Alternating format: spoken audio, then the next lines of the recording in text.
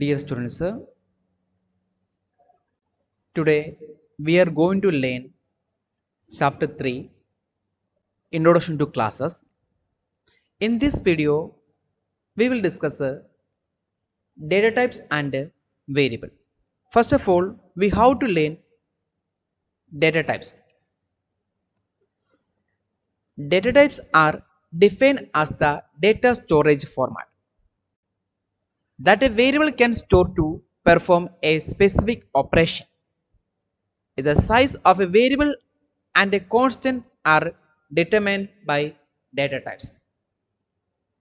In Java programming, we have to deal with various type of data.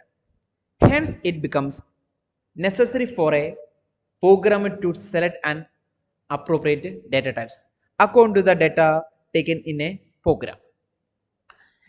In our program side, data type mainly classified two types. They are primitive and reference data types. This is one of the structure of data type.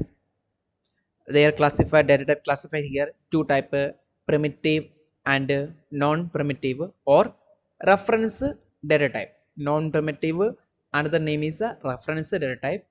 Okay, and you can check this structure also. And primitive again classified two types, boolean and numeric. Numeric again classified character and integer and so on. Okay, we can discuss one by one all data type. First we are going to learn primitive data type. Primitive data type are predefined by the language and named by a keyword. Is mainly classified a type. They are byte, short, int, long, char, float, double and boolean. This can be subdivided into four groups. They are integer, real, character and boolean data type. Okay, what is the usage of integer data type? Integer data type nothing but integer support positive and negative value. It may be positive or negative value. In integer side, if you want to assign positive or negative value, we can use integer data type. These data types are used to store numeric value that contain whole numbers only. Numeric data type are further divided into again four category. They are byte, short, int and long. And I have already explained here integer. Integer is nothing but integer support positive and negative values only.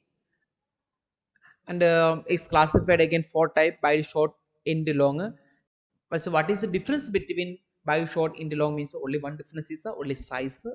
And byte support bitwise operation, and short applied for the small range of integer. Integer support short integer, and long applied for the large integer. So only different size only. That means all category here, four category only support positive or negative values only. Next one is a real data type. A real data type, here we can assign fractional value also.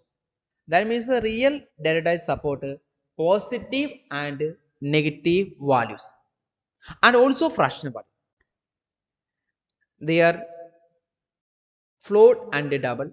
And if you want to assign any fractional value in your program side, you have to declare float or double. Next data type is a primitive data type is a character data type. In Java, character are stored using char data type. Char means only support a single letter only. This data type support the Unicode character set, that is an international character set designed to represent all the characters found in all languages such as English, Hindi, etc. Okay, and last one is last data type is a Boolean data type. The Boolean data types is used for logical value, it can have only two possible value, true and false. Next data type is reference data type. Reference data type basically defined as derived data type. They are directly or indirectly depend on primitive data type. And reference data type are also known as composite data type. Reference data type are created through primitive data type. Example, class, array, etc. and object also we can include here.